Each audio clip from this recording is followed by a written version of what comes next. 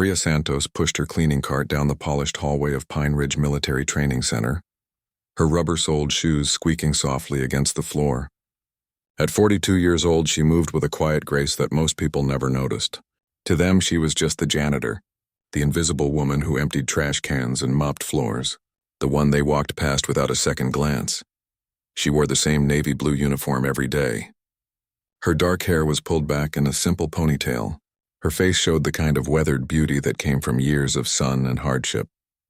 But her eyes, if anyone had bothered to look closely, held something deeper, something that spoke of distance and precision and nights spent in places most people would never understand.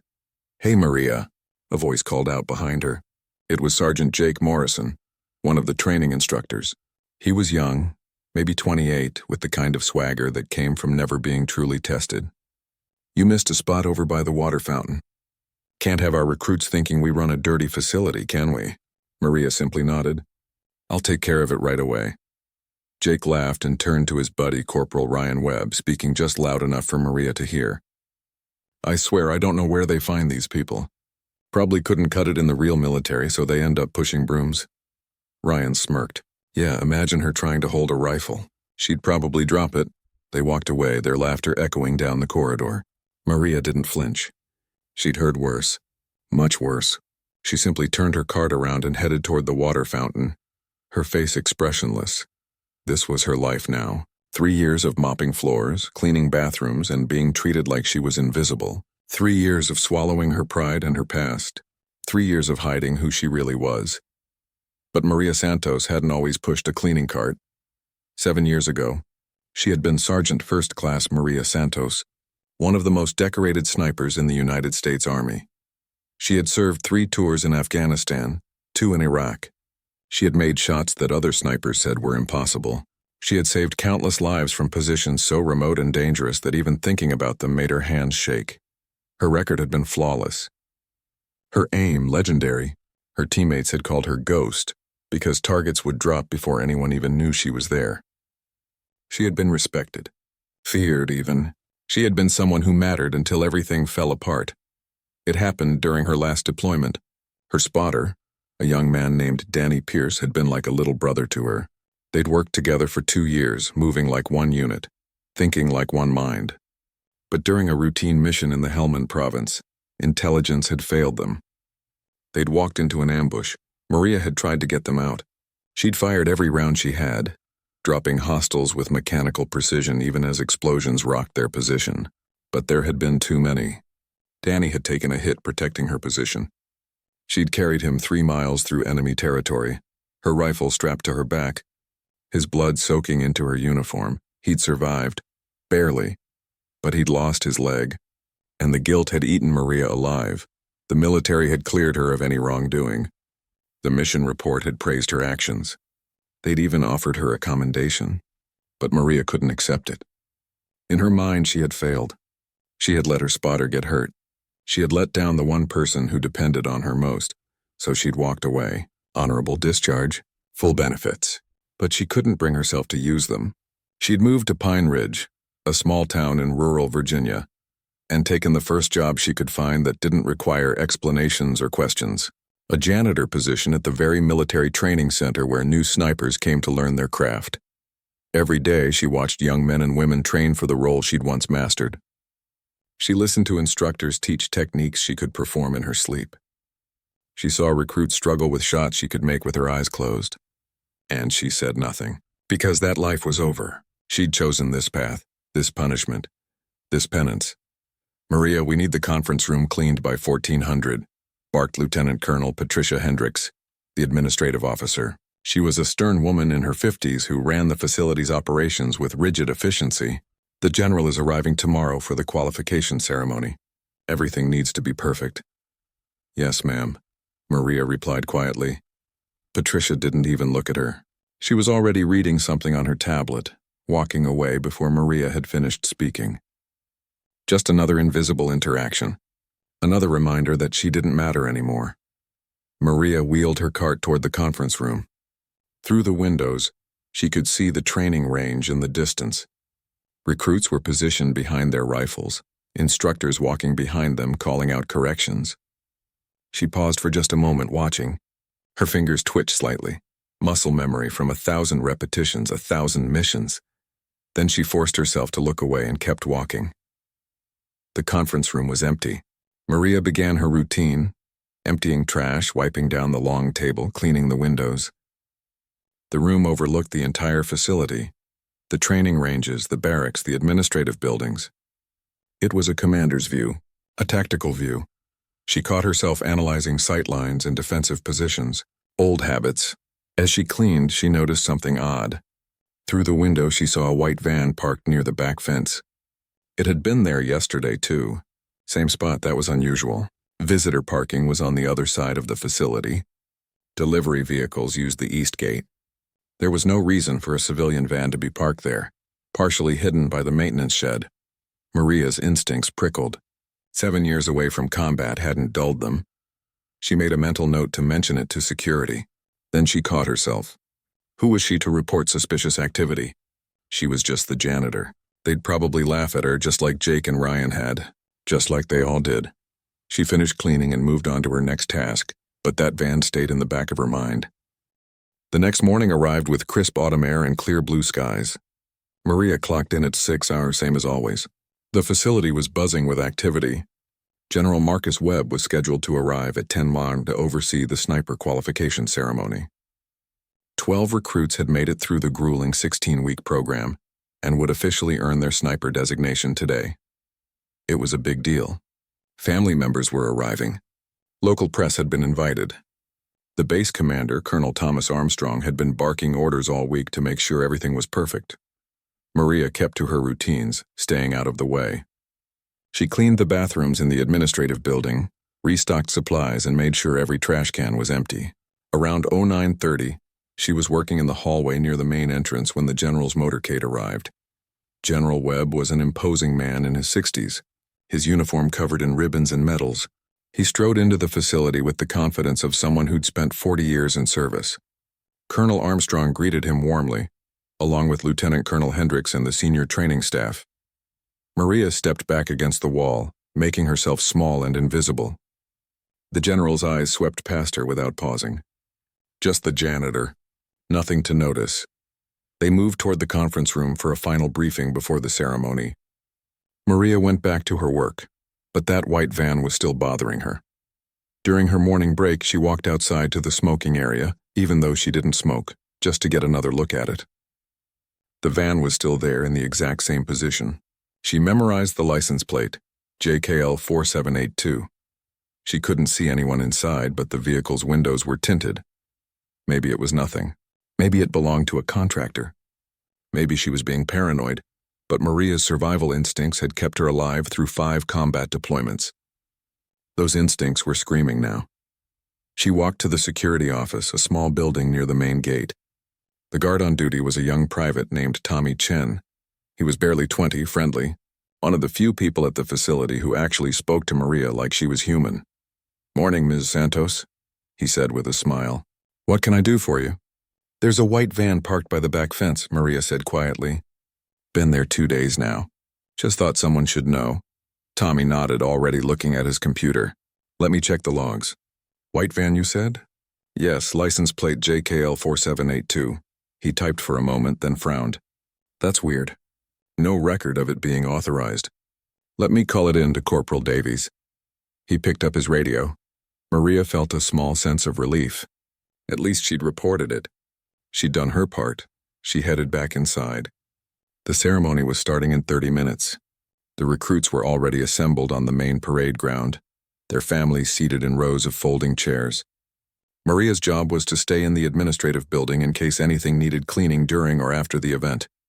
She was restocking paper towels in the second-floor bathroom when she heard it. A loud crack, like a car backfiring, then another, then several in rapid succession, gunfire.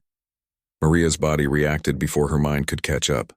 She dropped the paper towels and moved to the window. Down on the parade ground, chaos had erupted. People were screaming, running.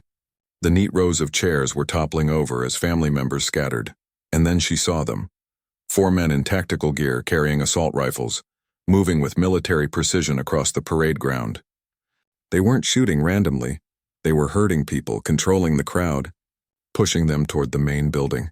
This was an attack. Coordinated, professional. Maria's heart hammered in her chest, but her mind went cold and clear. This was the state she knew. This was the state that had kept her alive in combat. She moved quickly, silently, down the hallway to the utility closet where she kept her supplies. Her hands were steady as she pulled out her phone and dialed 911. 911, what's your emergency? This is Pine Ridge Military Training Center, Maria said, her voice calm and precise. We have an active shooter situation. Multiple armed hostiles. Approximately 4 subjects in tactical gear with rifles. They're herding civilians into the main administrative building. We need law enforcement and SWAT immediately. Ma'am, are you safe? For now. I'm in the administrative building, 2nd floor. How long until help arrives? Units are being dispatched now. Estimate 20 minutes for first responders, 45 for tactical teams, 45 minutes. An eternity. Understood. Maria hung up. She could hear the chaos downstairs now. Shouting. Crying. The heavy boots of the attackers. They were bringing the hostages inside just as she'd thought. Maria's mind raced through options. She was one person, unarmed, against at least 4 trained hostiles with automatic weapons.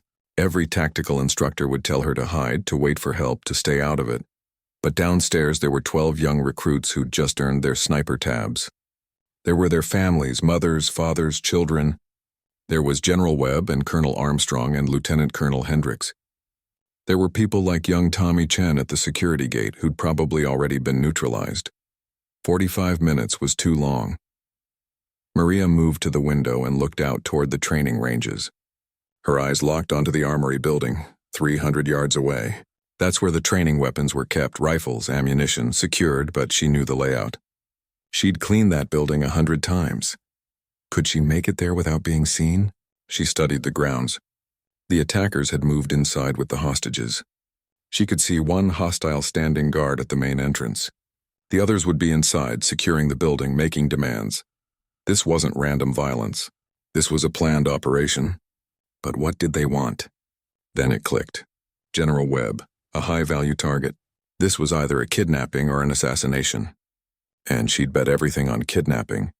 You didn't herd dozens of hostages into a building just to kill one man. You could do that with a single sniper round? No, they wanted him alive, which meant they'd be making demands. Which meant there was time, not much. But some Maria made her decision. She moved to the back stairwell, the one the cleaning staff used. It would take her to the ground floor, to a side exit that faced away from the main parade ground. From there, she could use the maintenance shed, the same one that had concealed that white van, as cover to reach the armory. The white van. Of course, they'd been staging, preparing, watching patterns and schedules, and she'd been the only one to notice because she'd been the only one really looking. Maria slipped down the stairs, her movements silent. Years of combat training didn't just disappear. Her body remembered how to move through hostile territory, how to minimize noise, how to use shadows and angles. She reached the ground floor. Through the small window in the exit door, she could see the path to the maintenance shed. Clear for now. She pushed the door open and ran. Maria's feet hit the ground in a dead sprint. 300 yards had never seemed so far. Every second exposed was a second she could be spotted, shot, killed. But she ran like she'd run through the mountains of Afghanistan, with purpose and precision, her breathing controlled despite the adrenaline flooding her system. She reached the maintenance shed and pressed her back against it, gasping quietly. From here, she could see the white van more clearly. The back doors were open. Empty now. They'd used it to transport weapons and gear. This had been planned for weeks, maybe months. The armory was still 200 yards away across open ground. But there was a drainage ditch that ran most of the way there, deep enough to provide cover if she stayed low. Maria spotted it and moved. She slid into the ditch, ignoring the mud and cold water that soaked through her uniform. She crawled on her elbows and knees, moving as fast as she could while staying below the sight line. This was something she'd done dozens of times in combat. Her body knew the rhythm. Pull, push, breathe, move. 5 minutes later, she reached the armory building. She pulled herself out of the ditch and moved to the side door. It was locked, but Maria had keys to every building on the facility. Her hands shook slightly as she sorted through them. Not from fear, but from the cold water and the adrenaline crash that was trying to set in. She forced it down. Not now, not yet. The door opened. Maria slipped inside and locked it behind her. The armory was exactly as she remembered. Rows of locked cabinets containing training weapons. M4 rifles, M24 sniper systems, ammunition stored separately in a secured room. Everything logged and tracked. Maria moved to the weapon racks. She didn't have keys to these locks, but she knew where the bolt cutters were kept. Maintenance equipment for repairs. She grabbed them and cut through the lock on the sniper rifle cabinet. The M24 sat there, familiar and foreign at the same time. Maria hadn't held a rifle in 3 years, hadn't wanted to. The weight of it brought back everything, the missions, the kills, the responsibility. Danny's screams as she carried him bleeding across the desert. Her hands trembled as she lifted it. Just a tool, she whispered to herself. Just a tool to save lives. She moved to the ammunition room, cut that lock too, and loaded the rifle. Muscle memory took over. Check the chamber. Load the magazine. Perform the function check. Every movement was automatic, burned into her brain from 10,000 repetitions. She grabbed a radio from the equipment rack and turned it to the security frequency. Static, then voices. All hostages secured in the main conference room. Perimeter is locked down. Copy that. Any sign of security response? Negative. We took out the 2 guards before they could react. Police are probably on the way, but will be gone before they get here. Just need the general to cooperate. He will. They always do when you put a gun to enough innocent heads. Maria's jaw tightened. The conference room. 2nd floor. She knew that room intimately. She just cleaned it yesterday. Long rectangular space, windows on one side overlooking the grounds. One main entrance. The hostages would be grouped together, probably on the floor. The hostiles would be positioned to watch both the hostages and the door. 4 attackers. Probably 1 at the entrance to the building, 1 at the conference room door, 2 inside with the hostages. She couldn't assault the room. Not alone, not with a bolt-action rifle against automatic weapons. But she could change the equation. Maria moved to the armory window and looked out. From here, she had a clear line of sight to the administrative building. She could see the conference room windows on the 2nd floor. Her mind shifted into the cold, analytical space she'd lived in during her deployments. This wasn't Maria Santos, the janitor, anymore. This was Sergeant First Class Santos, the ghost. She needed a position, somewhere with a clear shot, cover, and an escape route. The water tower. It stood 70 yards from the armory, rising 50 feet into the air.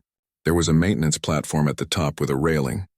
She'd have elevation, stability, and a perfect angle into the conference room windows. Maria slung the rifle over her shoulder and moved. The ladder up the water tower seemed to stretch forever. Her arms burned as she climbed, the rifle an awkward weight across her back. But she didn't stop.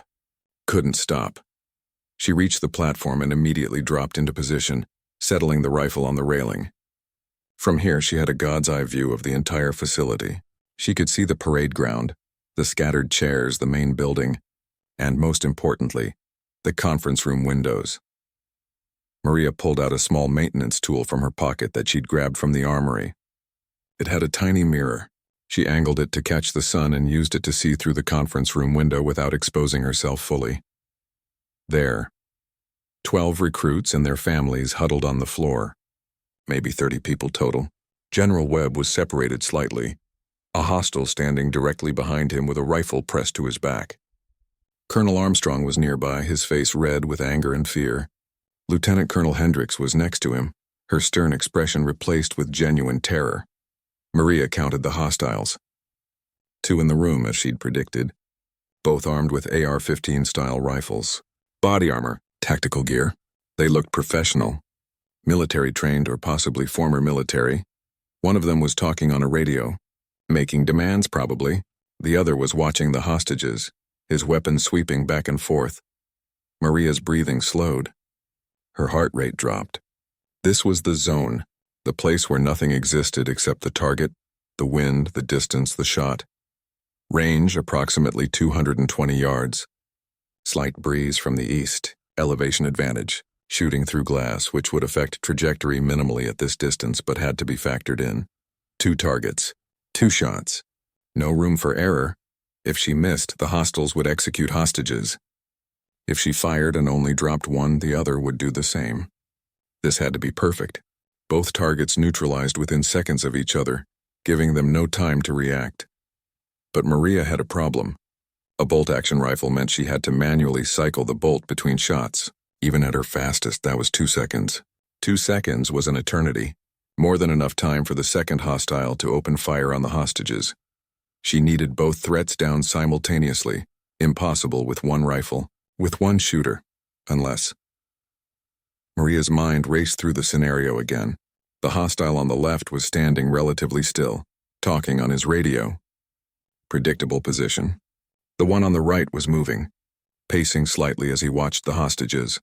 If she timed it perfectly, if she waited for the exact moment when the moving hostile paused, she could take the stationary target first, then cycle and fire on the second before he could react. It would require the fastest bolt manipulation of her life. It would require a perfect first shot so she didn't have to adjust. It would require luck, but it was possible. Maria settled into her shooting position, cheek welled on the stock, eye to the scope. Breathing slow and controlled. Her finger rested lightly on the trigger, not pulling, just feeling the weight of it. She watched, waited, timed the moving hostile's pattern. He would pause for approximately 3 seconds every time he reached the right side of the room, turning to scan the hostages before moving back. That was her window. Maria zeroed her scope on the stationary hostile first. Center mass.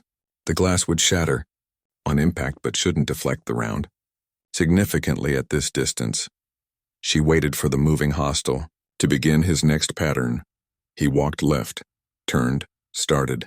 Walking right, Maria's finger took up the slack on the trigger. The hostile reached the right side, paused, turned, toward the hostages. Now, the rifle cracked. The sound echoed across the facility like thunder. Through the scope, Maria saw the conference room window shatter. The stationary hostile dropped instantly, a clean hit center mass. No hesitation. No second shot needed. Her hands moved with mechanical precision. Bolt up, back. Eject the spent casing, forward, down. Chamber the next round. 2 seconds. Maybe less. The second hostile was turning, his eyes wide, his rifle starting to come up. Too slow. Maria's second shot fired before he'd moved 2 feet. He went down beside the first. For a heartbeat, everything was frozen. Then the conference room erupted in chaos. Hostages screamed. People dove for cover. General Webb dropped to the floor. But the 2 hostiles inside weren't moving. Clean kills. Both of them. Maria didn't celebrate. 2 down. 2 more to go. The radio at her belt crackled. Shots fired. Shots fired from outside. We've got a sniper. She heard the panic in the remaining hostiles' voices. Good. Panic made people sloppy. Where? Where's it coming from? I don't know. Check the windows. Find the shooter. Maria was already moving. She couldn't stay on the water tower. They'd spot her position within seconds. She grabbed the rifle and started down the ladder, moving as fast as she dared. Her boots hit the ground and she ran toward the administrative building. The remaining 2 hostiles would be confused, trying to process what had happened. One was at the main entrance. The other was somewhere inside, probably moving toward the conference room. She had seconds before they organized a response. Maria reached the side entrance she'd used earlier. The door was still unlocked. She slipped inside, the rifle up and ready. The building was eerily quiet now. The screaming from the conference room had stopped. The hostages were probably staying down, staying quiet, hoping this nightmare would end. Maria moved through the ground floor hallway, clearing corners the way she'd been trained. She could hear heavy footsteps above her, someone running toward the conference room. She headed for the main stairwell. As she rounded the corner, she saw him, the 4th hostile, running up the stairs, his back to her. Freeze, Maria shouted. He spun, his rifle coming around. Maria didn't hesitate. She fired from the hip, a shot she'd practiced 10,000 times on ranges across 3 continents. The round caught him in the shoulder, spinning him around. His rifle clattered down the stairs. He stumbled, reaching for a sidearm. Don't, Maria said coldly. The rifle was already aimed at his chest. On the ground now. He looked at her, really looked at her, and his eyes widened. He saw a middle-aged woman in a janitor's uniform holding a sniper rifle like she'd been born with it. The confusion on his face would have been funny under different circumstances. I said down. He collapsed to his knees, then to his stomach, hands spreading out. Maria kept the rifle trained on him as she keyed her radio to the security frequency. This is Maria Santos. 3 hostiles down in the administrative building. 1 in custody, 1 still at large, probably at the main entrance. The conference room is secure. Hostages are safe. Static for a moment, then a voice she didn't recognize. Who is this? Identify yourself. I'm the janitor, Maria said, and I'm a former army sniper. 4th hostile is at the main entrance. Approach with caution. She heard sirens in the distance now. The police were arriving. SWAT wouldn't be far behind. The hostile on the ground groaned. Who the hell are you? Someone you underestimated, Maria replied. 5 minutes later, the building was swarming with law enforcement. The 4th hostile had surrendered when he realized his team was down and his escape route was cut off. The hostages were being evacuated from the conference room, shaken but unharmed. Maria had set the rifle down and raised her hands as soon as the SWAT team entered. They'd secured her, confused about who she was and what role she'd played, until General Webb himself walked down the stairs and saw her standing there in handcuffs. Let her go, the general said immediately. Sir? We need to process everyone. I said let her go, General Webb repeated, his voice carrying the weight of 40 years of command. That woman just saved my life and the lives of everyone in this building. The SWAT officer reluctantly removed the handcuffs. Maria rubbed her wrists, suddenly exhausted. The adrenaline was crashing now, leaving her shaky and cold. General Webb approached her. I'm told you made 2 impossible shots through a window at over 200 yards. With a cold rifle, under pressure, with hostages in the room, Maria met his eyes. It's what I was trained to do, sir. Who trained you? The United States Army, sir. Sergeant First Class Maria Santos. Sniper, retired. Recognition flashed across the general's face. Santos, Ghost, I've read your file. You had the highest confirmed kill count in your unit. You were being considered for Tier 1 selection. That was a long time ago, sir. Why are you working as a janitor? Maria looked away. Personal reasons. Before the general could press further, a commotion at the entrance caught their attention. A man was pushing through the crowd, leaning heavily on a prosthetic leg, his face desperate. Maria! Maria! She turned and her heart stopped. Danny Pierce, her former spotter. The man she'd carried 3 miles through hell. The man whose injury had driven her from the service. He reached her, breathing hard. I heard on the news. Active shooter at Pine Ridge. I knew you worked here. I drove straight here. Are you okay? Maria couldn't speak. She just nodded. Danny grabbed her shoulders, his eyes intense. I heard what you did. They're saying a sniper took out the hostiles. That was you, wasn't it? Danny, Maria, you saved all those people. Just like you saved me. I didn't save you, Maria said, her voice breaking. You lost your leg because of me. Because I didn't... Stop, Danny interrupted. I lost my leg because I made a tactical decision to protect our position. You saved my life. You carried me 3 miles through enemy fire. The doctor said I should have died. But you wouldn't let that happen. Tears were streaming down Maria's face now. You were my responsibility. I was supposed to... You did everything right, Danny said firmly. And I've spent 3 years trying to find you to tell you that. You disappeared, changed your number, hid from everyone who cared about you. Why? Because I couldn't face what I'd done to you. You didn't do anything to me except save my life. And today you did it again for 30 other people. Danny's voice softened. Maria, when are you going to forgive yourself? The weight of 3 years crashed down on her all at once. The guilt, the shame, the penance she'd imposed on herself. And in Danny's eyes, she saw something she hadn't seen in so long. Forgiveness, respect, pride. General Webb stepped forward. Sergeant Santos, what you did today was extraordinary. But more than that, it was the action of a soldier who never stopped being a soldier, even when you thought you'd walked away from it. Colonel Armstrong approached as well, his earlier near-death experience making his voice shaky. I owe you an apology, we all do. We saw you every day and never really saw you at all. Maria wiped her eyes. You saw a janitor. That's what I wanted you to see. Well, I see a hero now, the colonel said. And I'm guessing I'm not the only one. He was right. The crowd of evacuated hostages was watching her. The recruits in their dress uniforms. The families. Lieutenant Colonel Hendricks, even young Private Chen from the security gate, who had a bandage on his head but was otherwise okay. One of the recruits, a young woman, couldn't have been more than 22, stepped forward. "You're a sniper? A real one?" Maria nodded slowly. "I just qualified today. I thought I was hot stuff. But what you did?" The recruit shook her head in awe. "That's the level I want to reach. Will you teach me?" Maria looked at Danny, at the general, at all the faces watching her with respect and gratitude. For 3 years she'd hidden from who she was. She'd punished herself for being human, for surviving a mission that had gone wrong despite her best efforts. She'd convinced herself that she didn't deserve to be a soldier anymore, but maybe she'd been wrong. "I think," Maria said slowly, "I think I'd like that." General Webb smiled. "Sergeant Santos, how would you feel about coming out of retirement? The Army needs snipers like you, not just for combat but for training, for passing on what you know, for making sure the next generation is ready." "I'm not sure I think about it," the general said. "No pressure. But what you did today reminded me why we train the way we do, why precision matters, why every soldier counts." He glanced at the conference room. "You saved my life. You saved all of them. With 2 perfect shots under impossible pressure. That's not luck. That's skill and courage and heart." Maria looked down at her janitor's uniform, stained with mud and water from her crawl through the drainage ditch. She thought about the cleaning cart she'd pushed for 3 years. The mockery.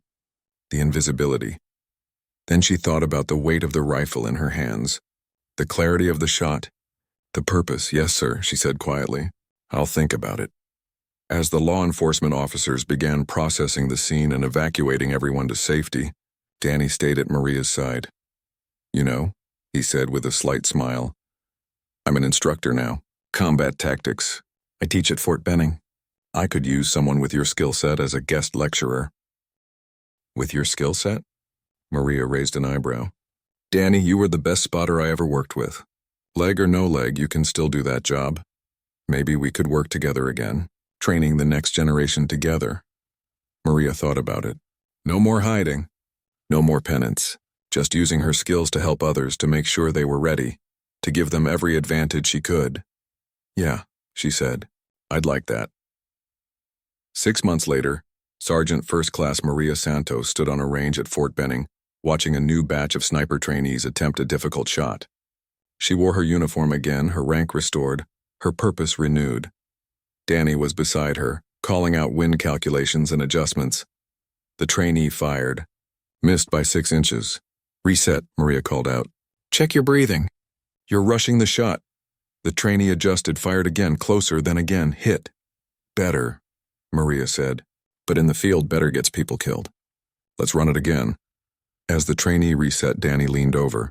"You're harder on them than you ever were on yourself. That's because they deserve an instructor who demands excellence, who prepares them for the worst, who makes sure they come home, like you did for me." Maria smiled. "Like we did for each other." That evening, as the sun set over the range, Maria stood alone for a moment, watching the light fade. She thought about the janitor she'd been, the soldier she'd tried to stop being, the hero everyone said she was now. But the truth was simpler than any of that. She was just Maria Santos, a woman who'd made mistakes and carried guilt, a woman who'd hidden from herself until the world forced her to stand up again, a woman who'd learned that sometimes the hardest person to forgive is yourself. The alarm had gone off that day at Pine Ridge, and when it did, the janitor had become a sniper again. But more than that, she'd become herself. And that, Maria thought as she headed home, was the real victory.